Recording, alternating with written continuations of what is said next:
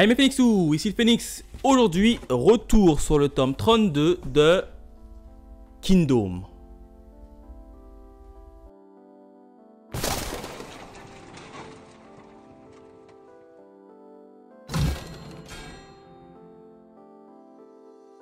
Comme d'hab, on part directement pour l'analyse de la jaquette qui est tout simplement magnifique. Hein. On a Shin en premier plan et légèrement à l'arrière-plan, on a Karyoten. Donc c'est une belle petite image plutôt sympathique. Hein.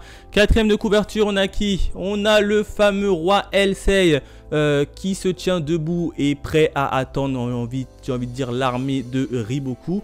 Donc là, c'est une belle petite image. En termes de bonus, on a une petite nouveauté dans ce tome-là. C'est quand on enlève la jaquette. Hein, sur la première de couverture, on a Muten, le fameux Muten, dans une position plutôt classe. Hein, et en quatrième de couverture, mais sur le livre direct, on a cette fois-ci où on a deux des rivaux de Shin. Hein. Donc ça, c'est petit, c'est plutôt sympa. Hein. En page couleur, hein, première page, on a qui? On a le fameux chancelier, le nouveau chancelier, hein, par des partisans de Elsei. J'ai oublié son nom. Bref, petite image sympa. Et à la fin, on a un petit bonus.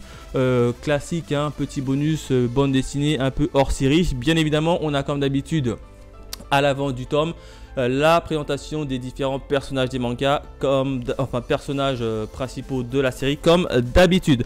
Voilà ce que je pouvais dire en termes de bonus, de jaquette. Bref, maintenant passons à la partie review. Alors, qu'est-ce qui s'est passé au niveau de ce tome? Eh bien, principalement deux événements. Et le premier événement, j'ai presque envie de dire que le masque est tombé, hein, même pas presque, même le masque est tombé, hein, puisque ça y est, c'est officiel, Riboku est au courant que Elsei, le roi de King, se trouve dans la ville de Sai, hein, et met en place et ordonne à ses soldats de le capturer mort ou vif. Hein. Il fallait s'y attendre. Hein. Je vous rappelle qu'une fois que le roi adverse est capturé, la guerre est finie. Et évidemment, Riboku, il saute sur l'occasion et il ordonne à ses soldats de capturer mort ou vif Elsei. Et en plus de ça, il leur redonne du baume au cœur en leur disant comme quoi que si vous arrivez à capturer le roi Elsei, on n'aura même pas besoin de monter à la capitale Kanu. On aura gagné cette guerre. Et là, c'est une grosse surprise. Évidemment, les attaques s'intensifient et les partisans d'Elsei sont de plus en plus en danger. D'autant plus que Elsei, hein, est monté au combat puisqu'il a plus vraiment de soldats disponibles, donc il a décidé d'un peu de monter au combat et il se fait grièvement blesser. Donc là, je vois pas comment ils vont s'en sortir. Voilà ce que je pouvais dire pour ce premier événement. Enfin, le deuxième point, c'est bien évidemment l'arrivée de surprenants alliés. Alors, on a des alliés qui arrivent aussi bien que du côté de Riboku que du côté d'Elsei. Hein. Et là, c'est une très grosse surprise pour moi, hein, puisque du côté d'Elsei, on a les montagnards, hein, les fameux montagnards qui viennent aider Sai qui est au plus mal, tout simplement. Hein. Ils arrivent à se faufiler dans le dos de l'armée de Riboku et à lancer une grosse offensive.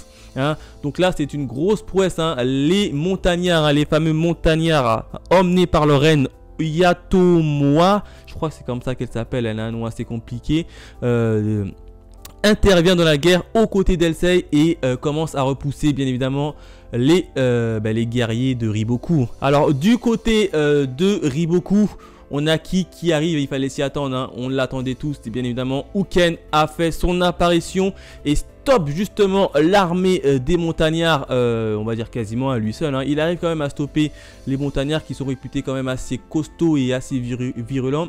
Il arrive à les stopper et à stabiliser un peu la guerre. Alors même si du côté de Riboku, pour lui, il se dit que la guerre est quasiment pliée et qui s'est fait avoir en beauté, quoi. Hein. Il était trop concentré sur la ville de Sai et de la capture d'Elsei qu'il n'a même pas fait attention à protéger ses arrières. Donc là, c'est une grosse erreur de la part de Riboku. Et ça, c'est l'une des premières fois que je crois qu'il fait une erreur aussi grosse que ça. Donc là, assez impressionné. Donc voilà ce que je pouvais dire en termes de cet petit événement. Hein. À noter qu'on aura Shin qui décide d'affronter Uken en 1 contre 1. Mais Shin, il a pété un câble, j'ai envie de dire. Hein.